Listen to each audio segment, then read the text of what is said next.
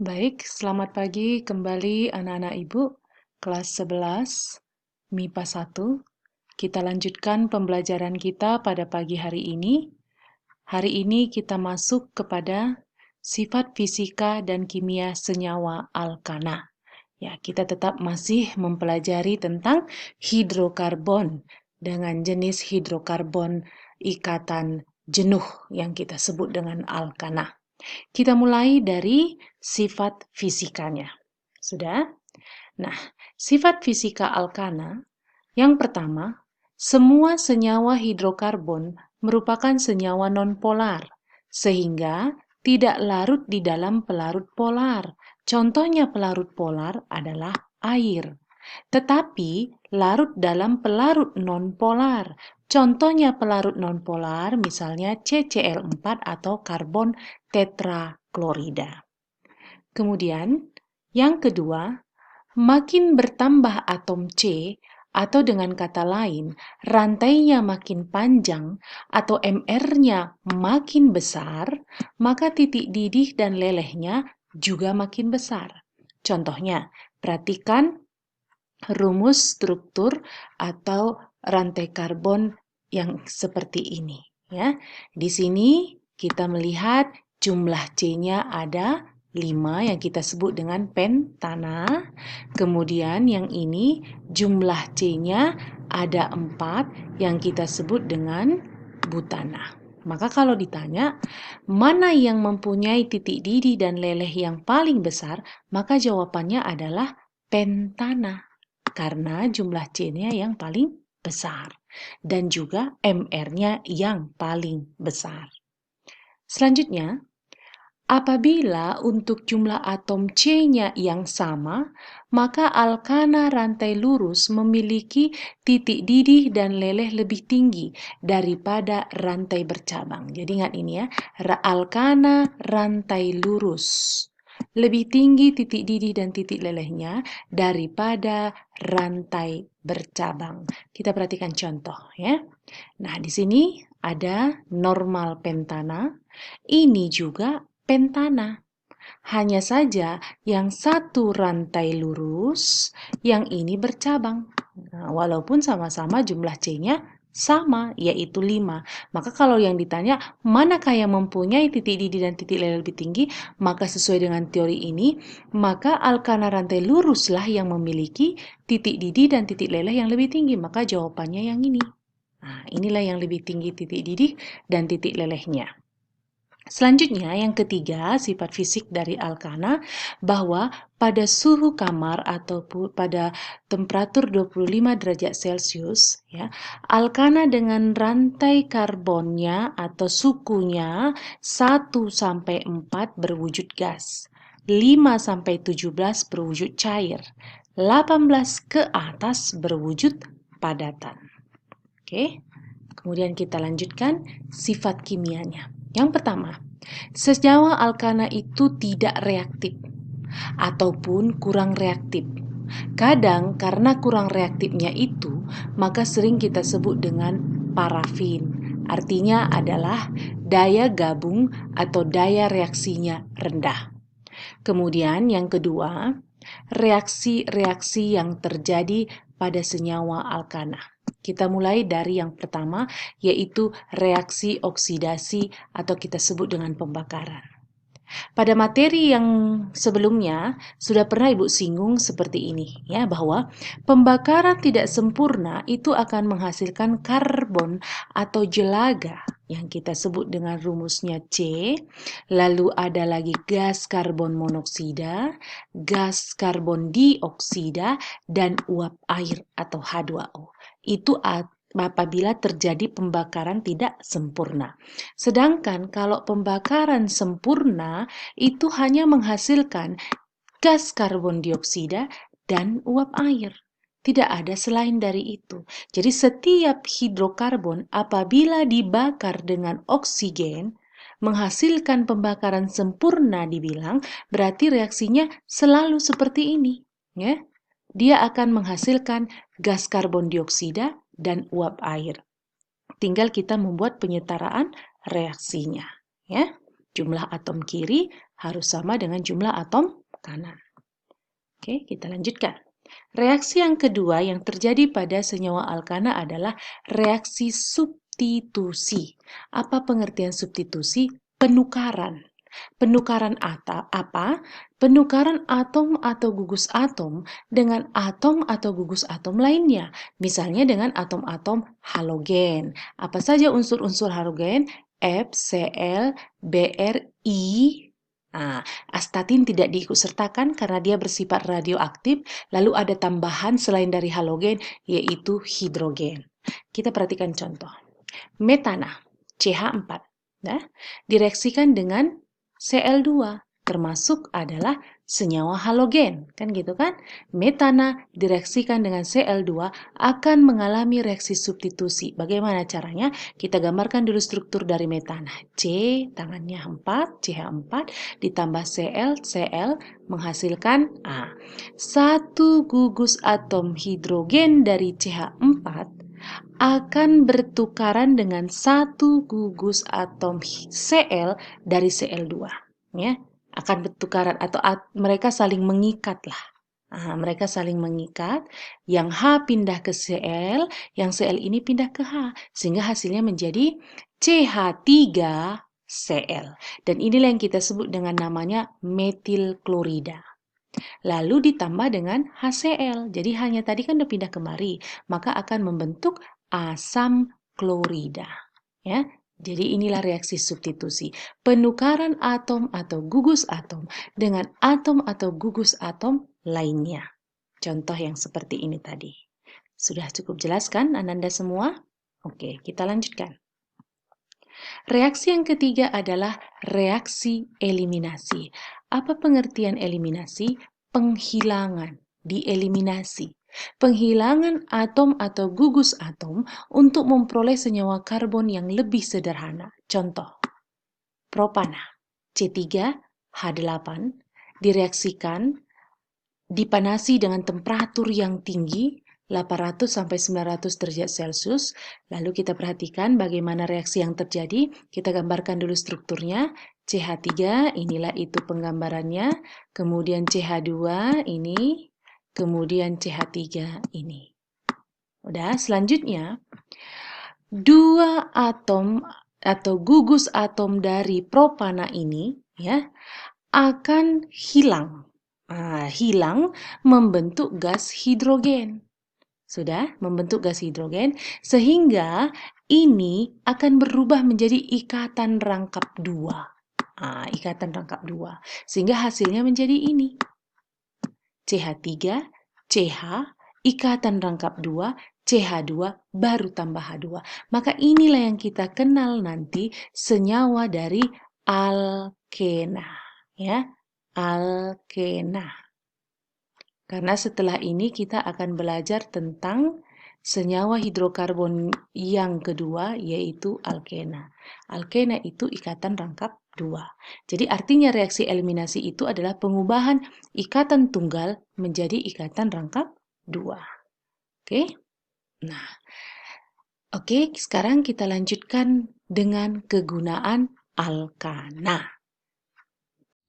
Baik, kita mulai dari kegunaan alkana yang pertama yaitu metana, yaitu merupakan senyawa utama yang terkandung dalam gas alam atau LNG, liquid natural gas, di mana banyak digunakan untuk bahan bakar industri. Kemudian, yang kedua adalah gas LPG atau kita singkat dengan liquid petroleum gas yang terdiri dari campuran propana dan butana yang sering disebut LPG digunakan sebagai bahan bakar untuk rumah tangga.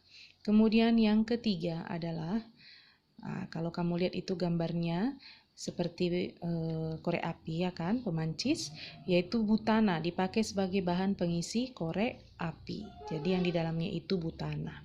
Kemudian yang berikutnya adalah oktana, yaitu merupakan senyawa utama yang terkandung di dalam bensin. Itu gambar minyak ya, bensin yang diisi di SPBU. Kemudian yang berikutnya adalah aseton, di mana kita tahu bahwa selain digunakan sebagai bahan bakar, alkana juga digunakan sebagai pelarut nonpolar yang dapat melarutkan senyawa-senyawa nonpolar. Maka aseton adalah contoh pelarut nonpolar. Aseton itu biasa untuk pembersih kutek, ya. Kemudian yang berikutnya lilin. Lilin merupakan senyawa alkana suku tinggi. Lebih dari 20 atom karbon digunakan untuk penerangan dan industri untuk membatik. Nah, itulah fungsi lilin, ya, yang merupakan senyawa karbon yang sangat banyak. Kemudian yang terakhir aspal. Nah, aspal juga merupakan senyawa alkana suku tinggi, lebih dari 20 atom karbon yang terkandung di dalamnya, di mana digunakan untuk pengerasan jalan.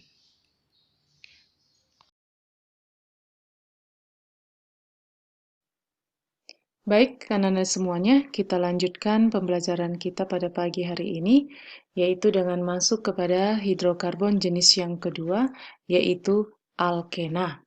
Ya. Alkena itu merupakan senyawa hidrokarbon tidak jenuh, ya, di mana alkena itu sering juga kita sebut hidrokarbon alifatik tidak jenuh dengan satu ikatan rangkap dua, ya, satu ikatan rangkap dua yang penggambarannya di dalam rantai karbon itu ada garis dua seperti ini.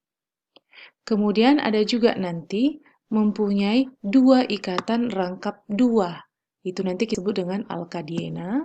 Lalu ada lagi nanti tiga ikatan rangkap dua, itu kita sebut alkatriena, dan seterusnya. Tetapi pada pembelajaran kita di kelas 11 ini, kita cukup hanya mempelajari yang dia satu ikatan rangkap dua. Itulah yang kita sebut dengan alkena.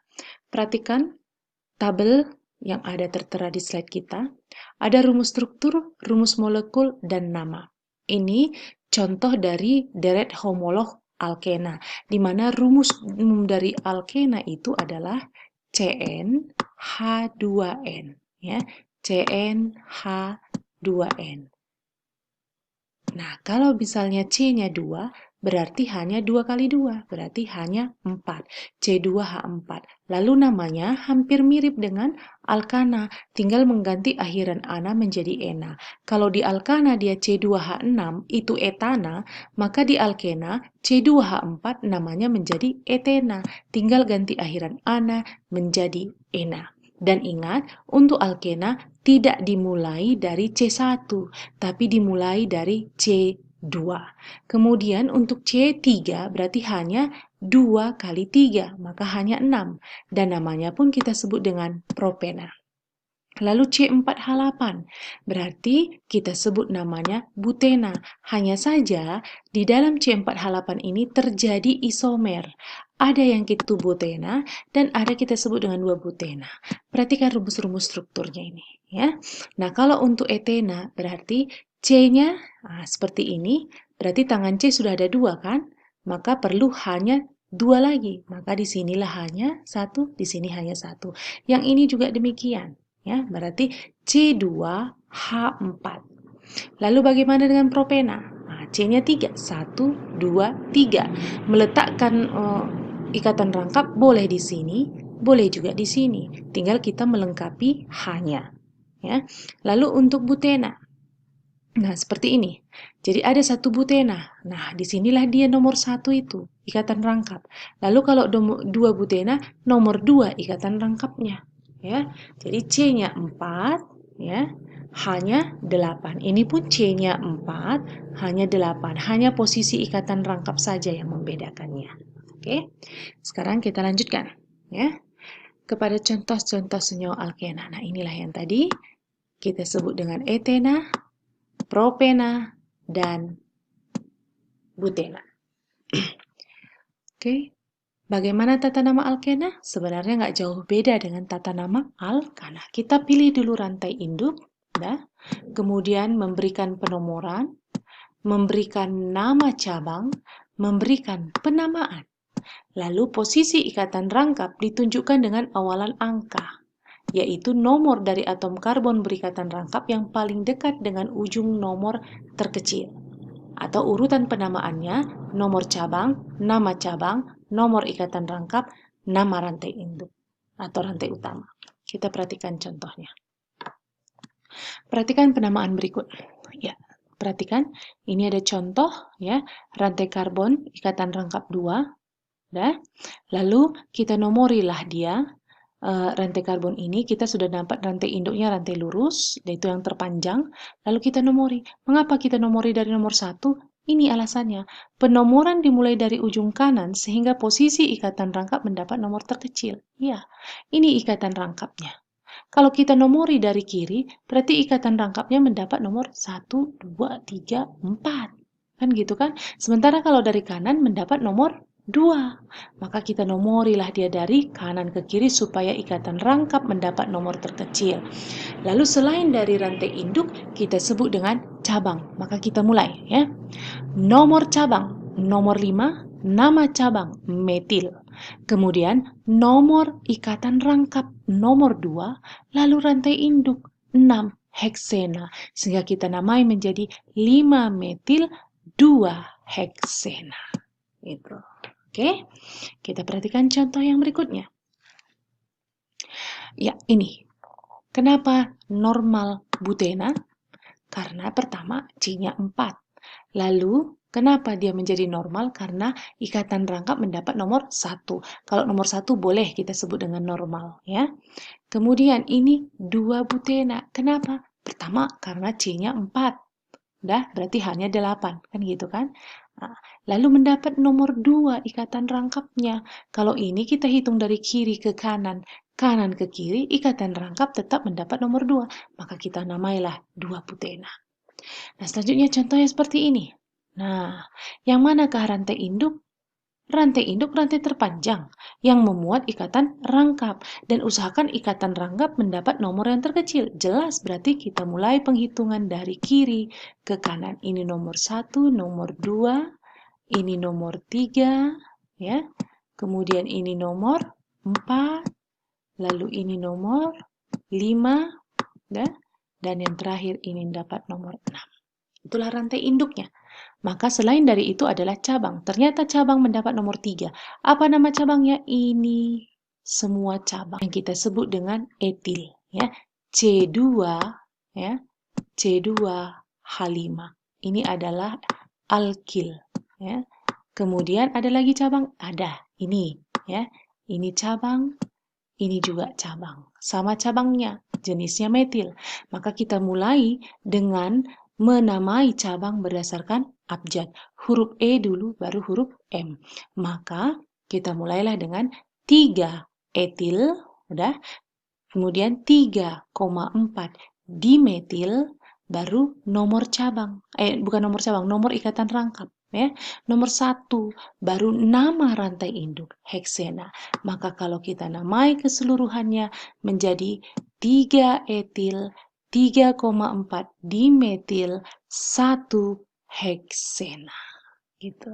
Oke, Ananda semuanya bisa ya dimengerti akan pembelajaran kita tentang alkena pada bagian ini. Baiklah, sampai sini dulu pertemuan kita. Latihannya silahkan kamu lihat di Google Classroom. Selamat pagi.